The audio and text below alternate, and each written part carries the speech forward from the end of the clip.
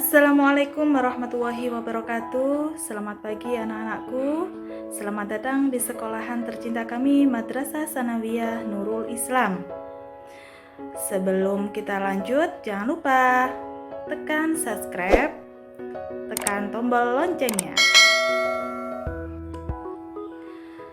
Sebelum kita awali materi pada pagi hari ini, perkenalkan dulu nama Ibu Ari Murtafiah. Di sini Ibu pengampu mata pelajaran PPKN.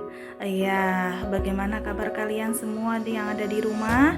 Semoga kalian semua selalu dalam keadaan sehat walafiat, tetap semangat, tetap jaga kesehatan dan selalu patuhi protokol kesehatan.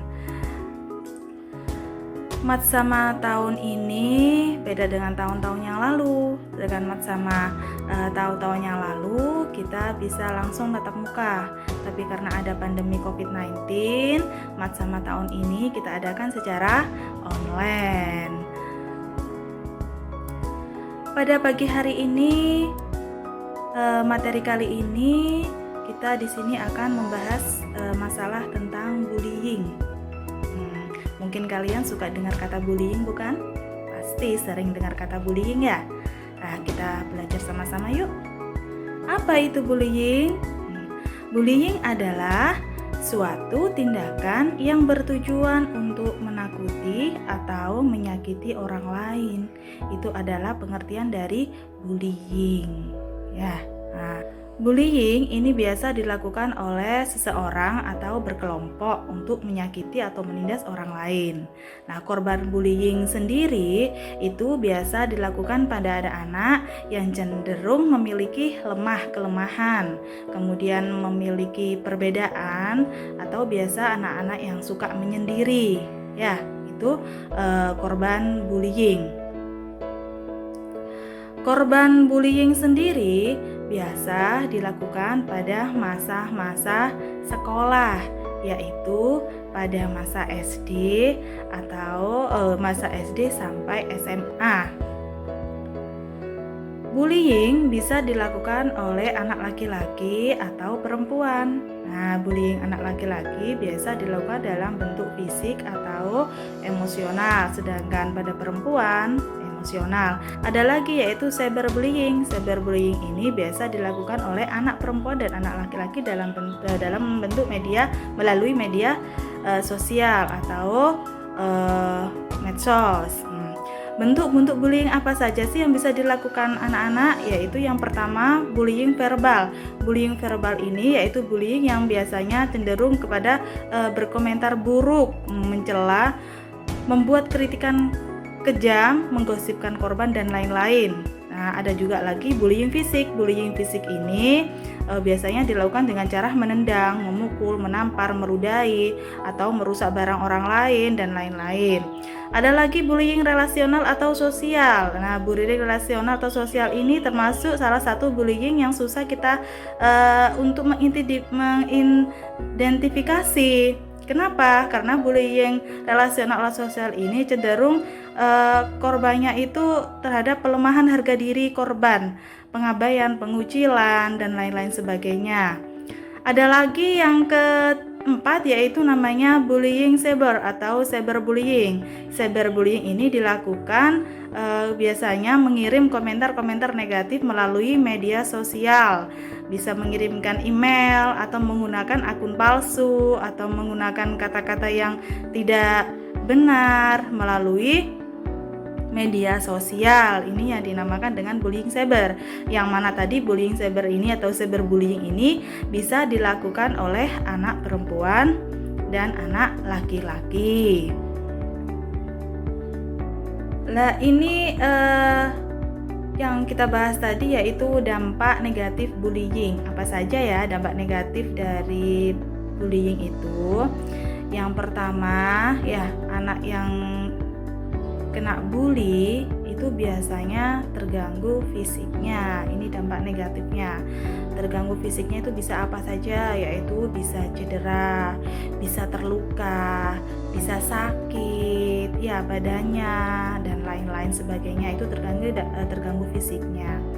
Yang kedua, dampak negatif dari bullying yaitu tertekan psikisnya. Nah, ini yang paling dikhawatirkan, tertekan psikisnya.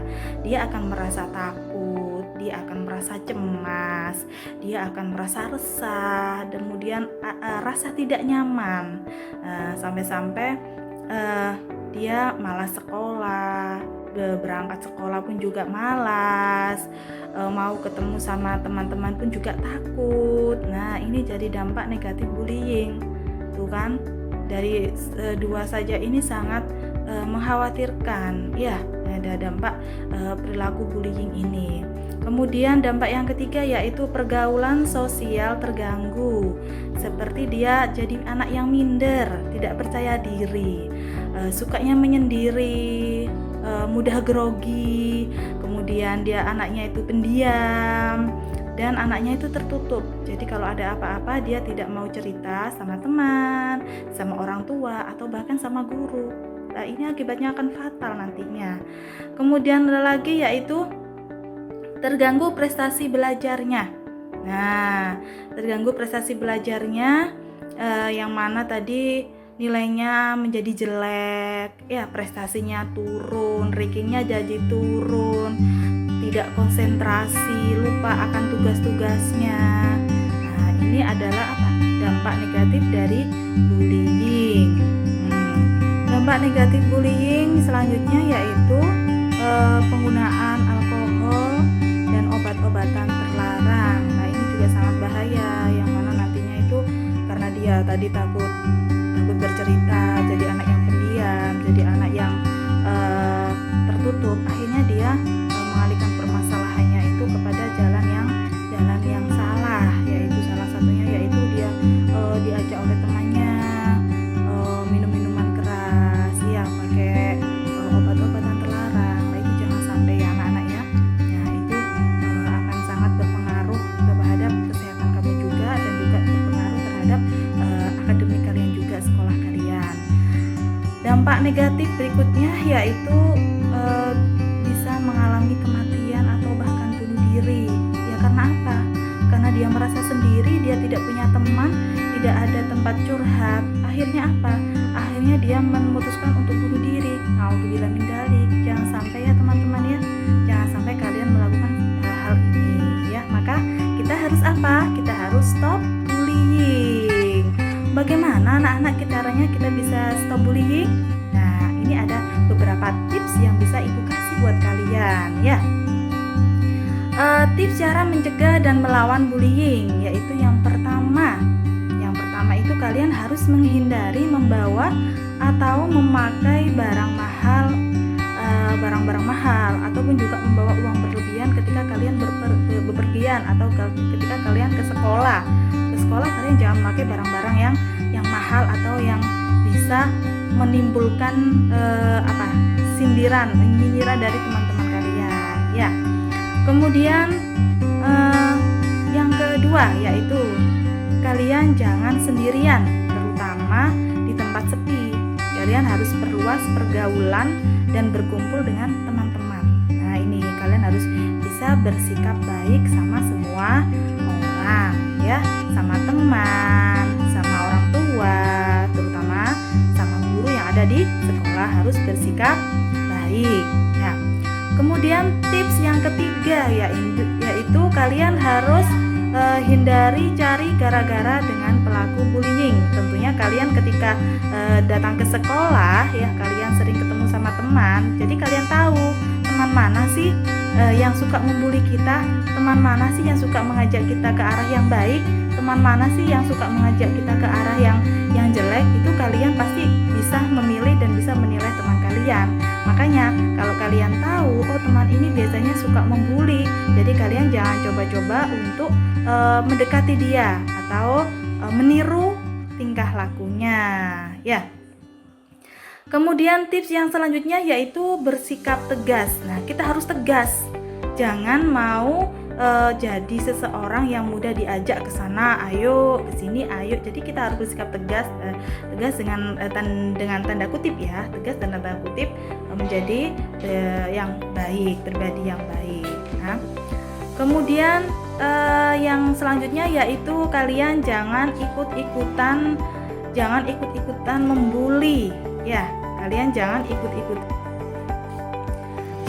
ikut-ikutan kalian membuli dalam bentuk apapun. Nah, itu kalian tidak boleh ikut-ikutan ya. Nah, ini yang paling penting selanjutnya, tips selanjutnya yaitu kalian harus percaya diri. Kalian harus percaya apa yang kalian punya ya. Kalian harus percaya diri dengan apa, dengan kelebihan yang kalian punya. Nah, jangan malu ya. Nah, kemudian yang selanjutnya yaitu jangan tampil sebagai orang yang lemah. Tadi kalian harus tegas ya. Dan yang terakhir yaitu selalu menghadapi masalah dengan senyuman. Jangan terpancing emosi yang akan menimbulkan dampak negatifnya nanti, bukan tambah berbahaya. Jadi jangan mudah terpancing emosi. Nah, itu tips cara mencegah dan melawan bullying. Oke, tentunya di sini mungkin anak-anak yang di rumah itu mungkin bisa melakukan tips yang sudah Bu Ari berikan tadi, dan harapan Bu Ari mudah-mudahan kalian menjadi pribadi yang baik ya. Walaupun masa pandemi kita masih tetap bisa menjalin komunikasi yang baik dengan teman melalui media sosial ya. Kalau membuat kata-kata yang baik, chattingan dengan kata-kata dengan kalimat yang bagus, tentu ya. Melakukan bullying itu jangan kalian anggap remeh ya, karena siapapun yang melakukan bullying itu akan dikenakan tindak pidana. Kok bisa? Tentunya bisa, karena semua itu sudah diatur di dalam Undang-Undang pasal 80 ayat 1 KUHP ya. Itu harus kalian ingat. Bagaimana bunyinya pasal 80 ayat 1 KUHP itu? Yaitu setiap orang yang melakukan kekejaman, kekerasan, atau ancaman atau penganiayaan terhadap anak akan dipidana dengan tindak pidana hukuman ya, tindak pidana penjara paling lama 3 tahun 6 bulan atau dengan denda 72 juta rupiah. Coba bayangkan anak-anak, kalau kalian melakukan salah satu tindak bully yang mana bisa menimbulkan korban, nah korban itu mengalami cedera atau bahkan dia tidak mau sekolah dan lain sebagainya, lah orang tuanya itu tidak terima anaknya kalian bully, nah kalian akan dilaporkan oleh pihak yang berwajib. Dan kalau sudah dilaporkan, nama kalian akan diproses oleh hukum. Mau tidak mau, kalian harus apa? Kalian harus menaati peraturan yang ada di negara kita, ya. Nah, kalian harus mau mendapatkan sanksi. Nah, karena hukum itu sifatnya tegas dan memaksa. Oke, makanya kalau kalian tidak mau berurusan dengan hukum, jangan sekali-kali kalian kalian salah dalam pergaulan dan kalian melakukan tindakan yang akan merugikan diri kalian sendiri. Itu pesan Bu Ari ya. Nah, jadi tadi tips tadi itu ya, kalian harus kalian harus percaya diri, kalian harus bersikap baik, bersikap tegas. Nah, itu ya. Nah, itulah tadi pengertian dari bullying. Ingat ya, jangan pernah melakukan bullying terhadap seseorang ya. Nah, seseorang itu tidak akan mampu menyakiti kalian jika kamu tidak mengizinkannya. Paham? Nah, jadi tidak ada seorang pun yang mampu menyakitimu kalau kamu tidak mengizinkannya. Itu ada kata-kata yang indah. Nah, ya, yang bisa kalian buat ya, yang mana kalian harus tetap positive thinking sama seseorang, kalian harus bersikap baik sama seseorang, kalian harus bersikap tegas seseorang, dan terutama kalian harus percaya diri terhadap kelebihan yang kamu punya, yang kalian punya. Oke, sebelum Bu Ari akhiri, Bu Ari mohon maaf, mungkin dalam penyampaian dari awal sampai akhir ini banyak sekali yang kurang. Bu Ari mohon maaf, dan silakan dengan komentar di bawah sini ya. Nah, sebelum Bu Ari akhiri, Bu Ari mau pesan tetap jaga kesehatan, tetap semangat belajar, dan selalu patuhi protokol kesehatan. Dan mudah-mudahan pandemi COVID-19 ini segera berlalu sehingga kita bisa sekolah secara tatap langsung ya, kita bisa mengenal dan belajar secara bersama-sama tentunya. Oke, sampai jumpa lagi lain waktu. Bu Ari akhiri. Assalamualaikum warahmatullahi wabarakatuh.